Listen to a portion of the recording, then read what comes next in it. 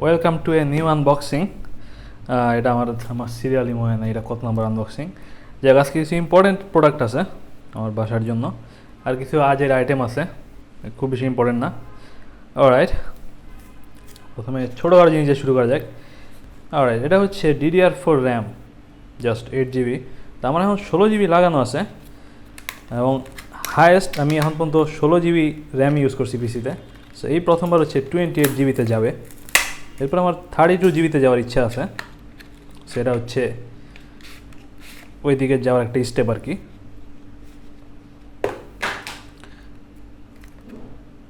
এটা হচ্ছে Wyze LPX RAM, এবং এটাতে হচ্ছে একটা হিটসিং দেওয়া আছে। আমার আগেগুলো অবশ্য LED লাগানো আছে, তো ওটার সাথে এটা মিলবে না, আমার আপাতত না মিললেও হবে। বেশ পাঙ্খা র্যাম। আমার নেক্সট র্যামটাও 32 GB করার জন্য এটাই কেনার ইচ্ছা আছে। বেশ পাঙ্খা জিনিস, প্রচুর স্টেবল, এবং এটা হচ্ছে হিটসিং থাকার জন্য কম গরম হবে। ওয়্যারলেস অ্যাডাপ্টার এক্সবক্সের কন্ট্রোলারের জন্য। সো এটা হচ্ছে আমার পিসির জন্য Xbox One-এর কন্ট্রোলার। সো এটা আমি ব্লুটুথে কানেক্ট করতাম এর আগে, এবং ব্লুটুথে সমস্যা হয় না, ঠিক মতোই চলে। কথা হচ্ছে যে ব্লুটুথে অডিও ট্রান্সফার হয় না, আর একটা সমস্যা হচ্ছে ব্লুটুথের রেঞ্জ কম। সো আমি শুনছি এই কন্ট্রোলারটা আমাদের কিছু এক্সট্রা রেঞ্জ দিবে। অলরাইট, আমার একটা ছুরি খুঁজে বের করতে হবে।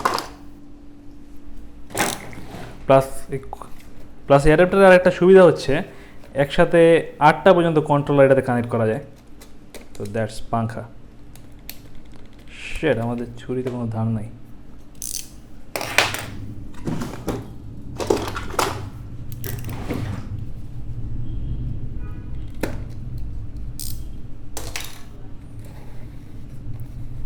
বিশাল বড় বক্স এই ছোটো কন্ট্রোলারের জন্য।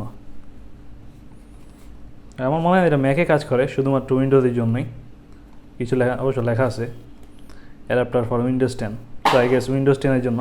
তো ম্যাকে কাজ না করার কোনো সমস্যা না, সমস্যা হচ্ছে এটা লিনাক্সে কাজ করবে নাকি। লিনাক্সে কাজ না করলে সমস্যা আছে। বেশ পাঙ্খা জিনিস, পেন ড্রাইভের মতো কিউট। এক্সবক্সের এরকম পেন ড্রাইভ বানানো উচিত। অলরাইট, দেখা যাক এত বড় বক্সে। আচ্ছা, এটার পিছনে একটা বাটন আছে, তো আমি জানতাম না। এই বাটনটি কী কাজে লাগে আমি শিওর না, পরে দেখা যাবে। দেখি কন্ট্রোলের বক্সে আরও কিছু আছে নাকি। বাহ, একটা কেবল আছে, কিন্তু আমি ভাবছিলাম এটা মাইক্রো USB কেবল। কথা হচ্ছে এটা না, এটা হচ্ছে একটা extender cable, I mean extension cable USB পোর্টের জন্য, যাতে হচ্ছে এটা দূর থেকে লাগানো যায়। তো এটা একটা ভালো জিনিস করছে, বেশ অসাধারণ জিনিস। আমি ধারণা করি যে এটা কেবলও দিবে।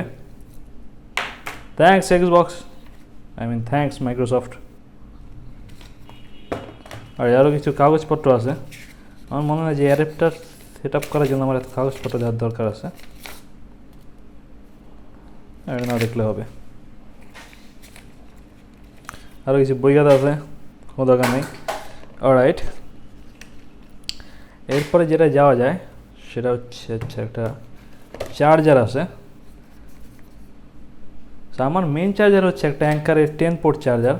এছাড়াও মাঝে মধ্যে কিছু এক্সট্রা পাওয়ারফুল চার্জারের দরকার পড়ে, সেটা হচ্ছে বিভিন্ন এক্সট্রা কাজে লাগবে আর কি। আর এটাতে কিছু এক্সট্রা, এই চার্জারে কিছু এক্সট্রা ফিচার আছে যেগুলো হচ্ছে আমার মেন চার্জারে নাই। যেমন হচ্ছে এটা হচ্ছে PD চার্জার। তো আমার কাছে যতগুলো চার্জার আছে কোনোটা USB PD সাপোর্ট করে না। সো এটা হচ্ছে সেদিক দেওয়ার পরে কোনো কাজে লাগতে পারে। আর এটা হচ্ছে ZMI এর চার্জার। ZMI হচ্ছে Xiaomi-র একটা ব্র্যান্ড। 45 ওয়াট খুব সম্ভবত না, ইয়েস 45 ওয়াট। তারপরে কুইক চার্জিং আছে। আজকে আরেকটা কেবল পাওয়া গেল, এটা হচ্ছে Type-C to Type-C কেবল, বেশ হাই কোয়ালিটি কেবল। দিয়ে আরও কিছু যদি পাওয়া যায় বক্সে, মনে হয় না আর কিছু আছে। আর আমি এর চেয়ে একটু ছোটো মনে করছিলাম চার্জারটা, এই চার্জার আমার পরবর্তী আরও কাজে লাগবে। আইপ্যাড প্রো হচ্ছে বর্তমানে আমার একমাত্র ডিভাইস যেটা হচ্ছে ইউএসবি পিডি সাপোর্ট করে। সমস্যা হচ্ছে ওটার জন্য টাইপ সি থেকে লাইটনিং কেবল লাগবে। সো ওইটা আমাদের অনেক কিনা হয় না। সেটা কিসের কেবল? এটা হচ্ছে লাইটনিং কেবলই, কিন্তু কথা হচ্ছে এটা টাইপ সি থেকে না, এটা হচ্ছে ডাইরেক্ট ইউএসবি এ থেকে type C, I mean lightning. এটা হচ্ছে খুব সম্ভবত এই কেবলটার নাম হচ্ছে power line plus 2। Power line plus 2 হচ্ছে অ্যাঙ্কারের তৈরি করা সবচেয়ে প্রিমিয়াম কেবল। আমার এটাও কয়েকটা কেনার সৌভাগ্য হয়েছে। লুক এট দিস কেবল, চরম জিনিস, এটার কোয়ালিটি আলাদা, পুরো ব্রেডেড কেবল। এটা খুব সম্ভবত 6 ফিট। এটা হচ্ছে লাইটনিং থেকে টাইপ এ, সাথে একটা ব্যাগও আছে। অবশ্য এই কেবলগুলো আমার কিনা পড়ে হচ্ছে এক্সট্রা ব্যাগের জন্য, পরে অন্য কাজে ইউজ করা যায়, প্লাস এটার দামও নর্মাল কেবল হচ্ছে বেশি না। সো একটা এক্সট্রা জিনিস পাওয়া গেল আর কি। অলরাইট, না এটা হচ্ছে আমার একমাত্র সিকিউরিটি ক্যামেরা। এর আগে আমি বেশ কয়েকবার এটা দেখেছিলাম চ্যানেলে। সো এর আগে আমার কোনো সিকিউরিটি ক্যামেরা ইউজ করা হয় না ওয়েজের আগে। সো আমার যে ওয়েজ ক্যামেরাটা ছিল সেটা ড্রয়িং রুমে অ্যাড করা ছিল, এবং সেটা খুব সম্প্রতি নষ্ট হয়ে গেছে। তো নষ্ট হওয়ার পরে আমি কোম্পানির সাথে যোগাযোগ করছিলাম। সো কোম্পানি হচ্ছে একটা রিপ্লেসমেন্ট ক্যামেরা হয়ে পাঠাইছে। এটা হচ্ছে সেই রিপ্লেসমেন্ট ক্যামেরা। আর আরও কিছু কাগজপত্র আছে, কুইক স্মার্ট গাইড, এটা কোনো কাজে লাগবো না। না ড্যাম, আজকে আরও একটা কেবল পাওয়া গেল। এটা হচ্ছে টাইপ এ থেকে মাইক্রো ইউএসবি কেবল। আগেরবার আমি অবশ্য ডিফল্ট কেবল এবং চার্জার ইউজ করি নাই, এই জন্য হইতে পারে ক্যামেরাটা সমস্যা হয়েছিল। সো এবার আমি চেষ্টা করবো যে ডিফল্ট চার্জার আর কেবল ইউজ করার জন্য, কারণ নর্মালি এই ক্যামেরাগুলো নষ্ট হয় না। আমি ফর্ম পোস্টোস পড়ে যা জানলাম। Alright, this is the camera. এটা হচ্ছে ওয়েস ক্যাম প্যান। প্যানের মধ্যে খুব সম্ভবত ভার্সন 2 আছে, না নর্মাল ওয়েস ক্যামেরার মধ্যে ভার্সন আছে। এটা হচ্ছে শুধু ওয়েস ক্যাম প্যান। খুবই ছোটো ক্যামেরা, এবং এটা হচ্ছে চার দিয়ে ঘোরানো যায়, এবং এই ক্যামেরা উপরে নিচে করা যায়, যেটা মনে হয় অন না করে করা যাবে না। যেটা আমি এটা কিছুক্ষণ পরেই সেট আপ করবো। অলরেডি ওয়েস ক্যাম সেট আপের জন্য একটা ভিডিও বোধহয় আছে চ্যানেলে। আর এটা হচ্ছে আমাদের ক্যামেরার জন্য এই মেমোরি কার্ড। এমন মেমোরি কার্ড অবশ্য আমাদের আগের ক্যামেরাতে একটা ছিল।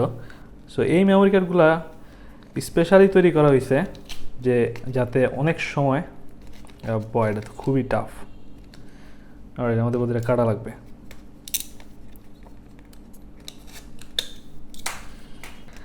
এই স্যামসাং প্রো এন্ডুরেন্স কার্ডগুলা স্পেশালি তৈরি করা যাতে হচ্ছে এটা সারাক্ষণ রাইড করা যায়। নর্মালি আপনি যদি সারাক্ষণই একটা মেমোরি কার্ড রাইড করতে থাকেন সেটা খুব শীঘ্রই নষ্ট হয়ে যাবে, কারণ হচ্ছে এগুলোর রাইড লিমিট থাকে। সো সেক্ষেত্রে হচ্ছে এই মেমোরি কার্ডগুলো সবচেয়ে আগে আছে, এবং এগুলোর রাইড এন্ডুরেন্স হচ্ছে সবচেয়ে বেশি।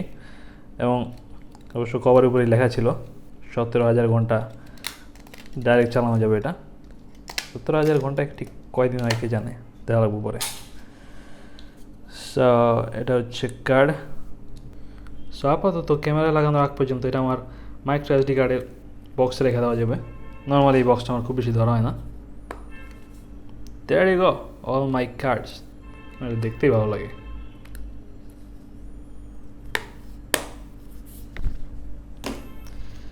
না আমরা বড় আইটেমে যাওয়ার আগে কিছু ছোটোখাটো আইটেমে যাই। এটা হচ্ছে একটা অতি সামান্য কেবল, এবং এটা হচ্ছে আমার পরবর্তীতে যে রাসবেরি পাই কিনা হবে, রাসবেরি পাই 4, যেটা এখনও এই দেশে আসে নাই।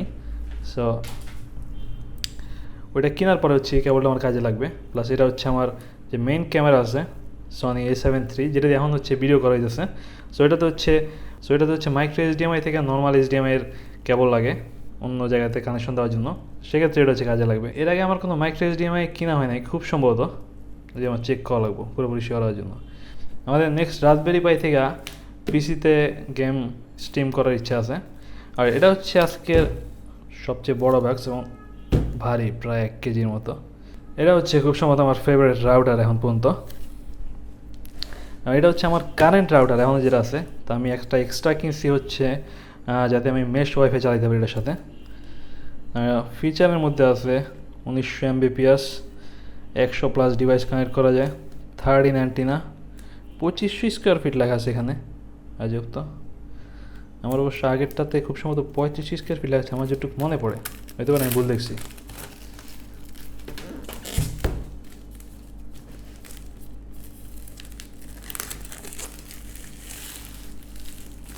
গুগলের বক্সগুলো আমার কাছে পুরো অসাধারণ লাগে। প্রত্যেকটা প্রোডাক্টের প্যাকেজিংয়ে গুগল খুব পাঙ্খাভাবে করে। এটাতে 2 বছরের ওয়ারেন্টি আছে এবং আমি এটা বেশ ছাড়ে পাইছি, এই কারণেই চিন্তা করলাম যে টেক্সটটা কেনা যায়। কারণ হচ্ছে আমার বাসার একদম দূরে গেলে, মানে রাউটার থেকে সবচেয়ে দূরবর্তী যে জায়গাটা আছে সেটাতে হচ্ছে সিগন্যাল একেবারে নাই বলা যায়। ওই জায়গায় গেলে আমার ডিভাইস সব ডিসকানেক্ট হয়ে যাবে ওই থেকে। There you go, it's the Google Wi-Fi. Honestly এটা কিঞ্চিত চিপ লাগতেছে আমার থেকে। আমার কিঞ্চিত সন্দেহ আছে যেটা রিফাবলিশ নাকি, তা আমি অবশ্য নতুনই কিনছি আজব তো। বয় যদি আমি অনেক ছাড়ে পাইছি, এটাই কি ছাড়ের কারণ নাকি আমি শিওর না, এটাই আমি এটা তো খুলতেছেই না। অলরাইট, এটা হচ্ছে গুগল অনহাব রাউটার এবং এখানে একটা সমস্যা আছে, এখানে একটা বাটনের মতো উঠে আছে যেটা অবশ্য থাকার কথা না, এটাও একটা ফুটাই হওয়ার কথা ছিল, কী জানি বুঝলাম না। অলরাইট, তার আগে হচ্ছে এটা ঘাটাঘাটি করার আগে আমরা দেখি এর মধ্যে আর কী কী আছে। কিছু এক্সট্রা কেবল থাকার কথা, একটা এক্সট্রা বক্স আছে, কয়েকটা এক্সট্রা বক্স আছে। এটা হচ্ছে 2 ইথারনেট কেবলস, একটা হচ্ছে অনহাব টু মডেম, আর একটা হচ্ছে optional for a device to OnHub. Ethernet cable খুব সম্ভবত এটা হচ্ছে ক্যাট 6 এর কেবল, কেবলগুলো সুন্দর আছে। আর আরেকটা বক্স আছে, সেটা খুব সম্ভবত অ্যাডাপ্টারের,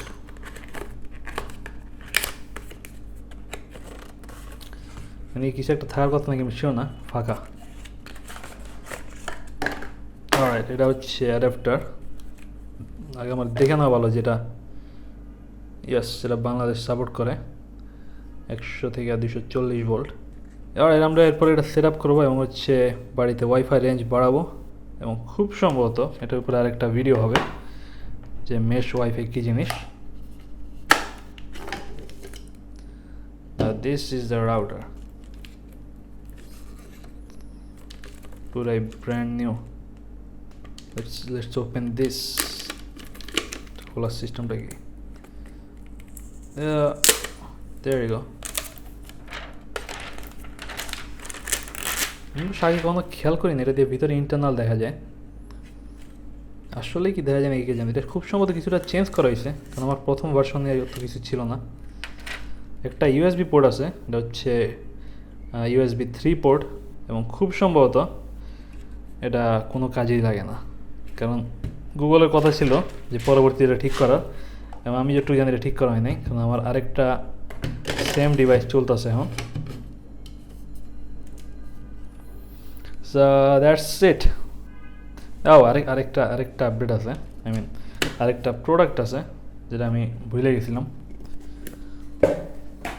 কারণ হচ্ছে প্রোডাক্ট হচ্ছে সব কিছুর নিচে, এবার কোনো টেক প্রোডাক্ট না, এটা যদিও প্যাকেট বিশাল মাগাল, এটাই হচ্ছে সবচেয়ে ছোট প্রোডাক্ট আজকের,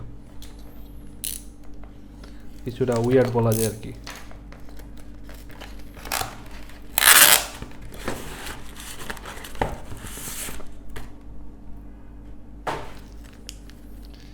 Alright, this is that. এটা হচ্ছে একটা টাইটানিয়ামের টুকরা। Look at this, এটা হচ্ছে 10 মিলিমিটারের একটা টাইটানিয়ামের টুকরা, পুরোপুরি অরিজিনাল টাইটানিয়াম। এবং এই কোম্পানি হচ্ছে প্রায় সব পদার্থের এরকম ছোটো ছোটো টুকরা বানায়, সো এগুলো হচ্ছে অনেকে কালেক্ট করে, বেশ পাঙ্খা সুন্দর জিনিস। এবং এটা হচ্ছে অবশ্যই এটার মৌলিক নাম্বার দেওয়া আছে 22। দ্যাটস ইট, অতি সিম্পল জিনিস, এটার বিশেষ কোনো ব্যবহার নাই, এটা জাস্ট উদয় কালেকশন। অলরাইট দেন, গুড বাই, দেখা হবে নেক্সট ভিডিওতে।